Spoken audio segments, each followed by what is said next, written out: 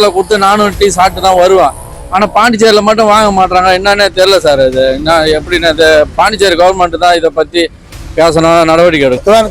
அது எதுக்கு வையா புள்ள அப்படின்றாங்க. நானும் பஸ்லையும் கொடுத்து பார்த்தேன், மற்ற இடத்துல கடையும் ஓட்டனையும் கொடுக்குறேன் வேணாங்க. நாணயத்தை வாங்க மாட்டேன் என்று சொல்பவர்கள் மீது வழக்கு தொடுப்பதோ தண்டனை கொடுப்பதோ வழக்கத்திற்கு மாறானது. அது அரசாங்கத்துக்கு தேவையில்லாத தொல்லைகளை தரும். ஏன் வேணாம் எதனால அந்த 10 ரூபாய்க்காக வேணான்றாங்கன்னு எனக்கே தெரியல. நிறைய இருந்தா வாங்க எடுத்து போலாம் பேங்க்கு. 1-2 இடத்துல பேங்க்கு போக முடியும். உங்ககிட்ட 10 ரூபாய் காயின் இருக்கா? எங்க போனாலும் அதை யாரும் வாங்க மாட்டாங்களா? அந்த 10 ரூபாய் காயின் எல்லாமே எங்க எப்படி மாத்துறதுன்னு தெரியாம கஷ்டப்படுறீங்களா? இந்த கேள்விகளுக்கு எல்லாமே விடை கொடுக்கத்தான் இந்த சிறப்பு செய்தி தொகுப்பு.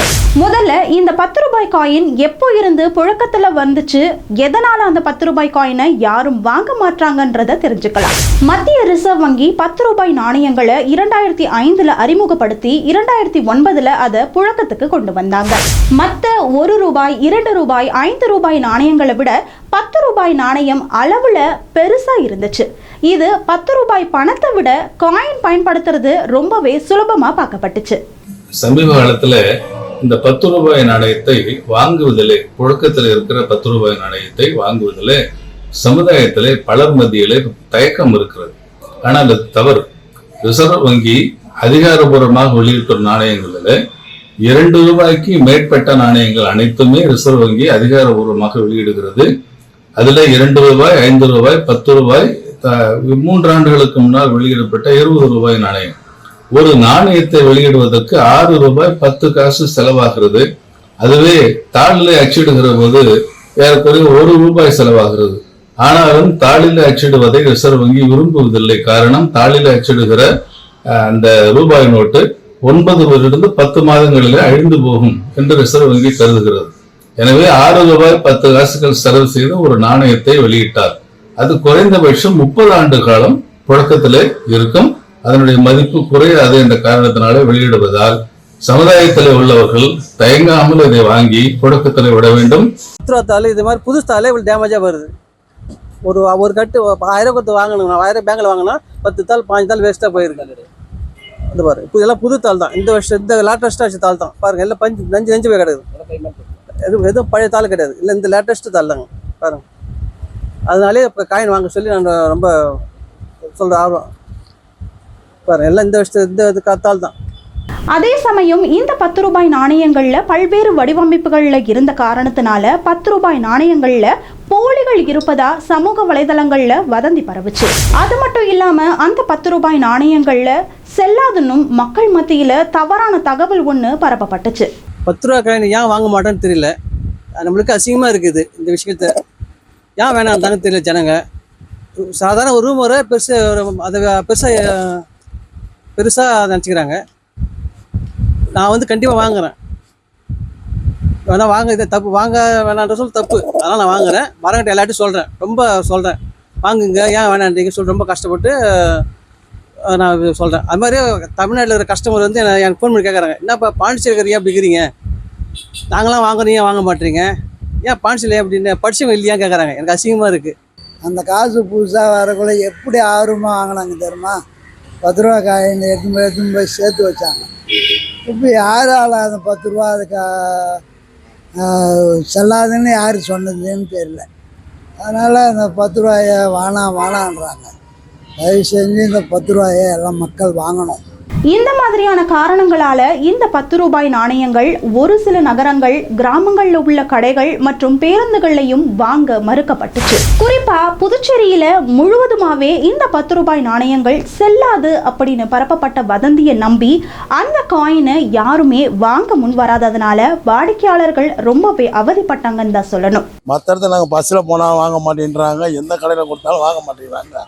டெம்போல வாங்க மாட்டேங்கிறாங்க. 10 ரூபான்னு காய்ச்சி அது எதுக்கு வையா புள்ள அப்படின்றாங்க.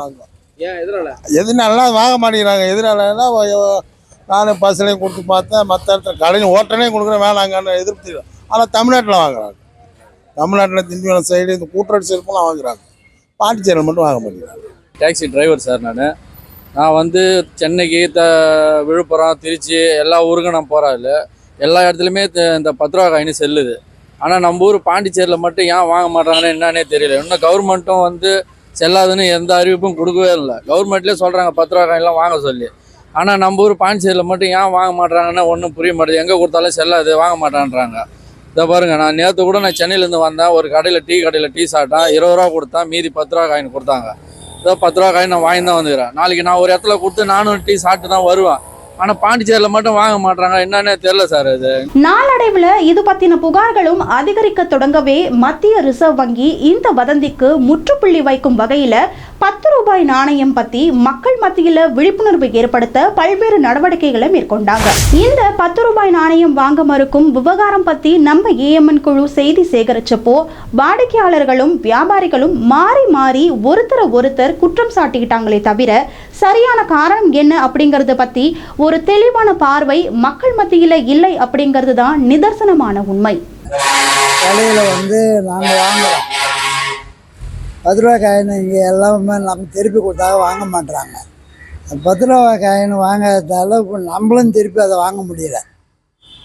வாங்காததால் கஷ்டமாக இருக்குது. இப்போ அந்த 10 ரூபா காயை வச்சிக்கின்னு வேணாம் எதனால் அந்த 10 ரூபா காயை வேணான்றாங்கன்னு எனக்கே தெரியல. அது தமிழ்நாடு பக்கம்லாம் ஒர்க் ஆகுது. தமிழ்நாடு பக்கம் வாங்குறாங்க, கொடுக்குறாங்க. பாண்டிச்சேரியில் மட்டும் இதுமாதிரி செய்கிறாங்கன்றது தெரியல. அது செல்லலைன்னு யாரும் சொல்லவும் இல்லை. ஆனால் இது திருப்பி நம்ம கொடுக்கும்போது, நம்ம ஒரு இடத்துல வாங்கிட்டு இங்கே எடுத்துனது கொடுக்கும்போது நமக்கு அது வாங்க மாட்டான் போது நமக்கு கஷ்டமாகுது. ஏன்னா அந்த 10 ரூபா மட்டும்தான் இப்போ நான் டிரைவருன்றதுனால அந்த 10 ரூபா மட்டும்தான் என் பாக்கெட்டில் இருக்குது. அந்த 10 ரூபா எடுத்துன்னு ஒரு டீ காலில் போய் டீ குடிக்கலான்னு போகும்போது வாங்க மாட்டுறாங்க. அது நமக்கு கஷ்டமாக இருக்குது. அது அந்த பசி நேரத்தில் நம்ம ஒரு டீ கூட குடிக்க முடியலன்றது தமிழ்நாடு ஃபுல்லாக வாங்குறாங்க சார். தமிழ்நாடு ஃபுல்லுமே பாண்டிச்சேரியில் மட்டும்தான் வாங்கலை. இந்த கடலூர் இந்த சைட்லாம் திரும்பிட்டாக்கா வாங்குறாங்க. இப்படி நம்ம மகாபலிபுரம், நம்ம சென்னைக்கு போகிற வழியில் எல்லா இடத்துலையும் வாங்குறாங்க. பாண்டிச்சேரியில் மட்டும்தான் வாங்க மாட்டாங்க. அது என்னன்னு பாண்டிச்சேரி கவர்மெண்ட்டு கொஞ்சம் நடவடிக்கை எடுத்தீங்கன்னா நல்லதாக இருக்கும். 10 ரூபா காயின் யாரும் வாங்க மாட்டாங்க. யாரும் வாங்க மாட்டாங்க. நான் என்ன பண்ணேன், ஆனால் 1-2 எதனா கொடுத்ததுன்னா நான் வாங்குவோம், பால் கல்ல கொண்டு கொடுப்பேன், அவ்வளோதான். எதுவும் வாங்க மாட்டீங்க? செல்ல மாட்டேன், சென்னா தானே வாங்கிறதுக்கு. அதையா பஸ்ஸில் சென்னுங்கன்னு இப்போ மறுபடியும் செல்ல மாட்டேன்.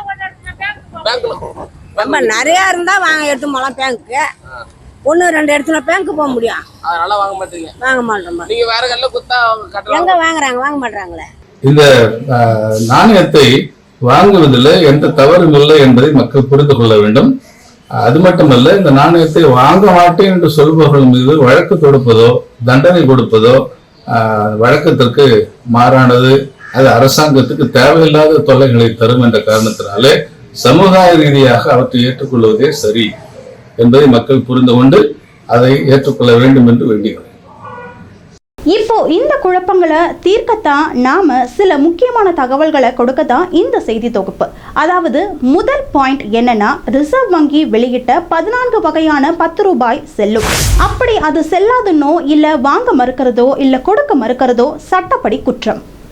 அது மட்டும் இல்லாம இந்திய தண்டனை சட்டம் 124A படி ஒருத்தர் இந்திய அரசால் அங்கீகரிக்கப்பட்ட நாணயங்களை வாங்க மறுத்தாலும் அது சட்டப்படி குற்றம். அந்த குற்றத்துக்காக 3 ஆண்டுகள் சிறை தண்டனையும் அபராதமும் விதிக்கப்படும். அது மட்டும் இல்லைங்க, இந்திய அரசால அங்கீகரிக்கப்பட்ட நாணயங்களை வாங்க மறுக்கும் நபர் இல்ல கடையின் மேல புகார் கொடுக்கப்பட்டுச்சுன்னா சட்டப்படி நடவடிக்கையும் எடுக்கப்படும். அதனால இனிமே இந்த மாதிரியான சட்ட சிக்கல்களை தவிர்க்க பொதுமக்கள் எந்த தயக்கமும் இல்லாம 10 ரூபாய் நாணயத்தை பயன்படுத்தணும்னு அரசு தரப்பிலேயே வேண்டுகோளும் விடுத்திருக்காங்க. இப்போ எல்லாருக்குமே இந்த 10 ரூபாய் நாணயம் பத்தின குழப்பங்களுக்கு எல்லாம் ஒரு தெளிவு கிடைச்சிருக்கும் அப்படிங்கிற நம்பிக்கையோட விடைபெறுகிறோம். நன்றி, வணக்கம்.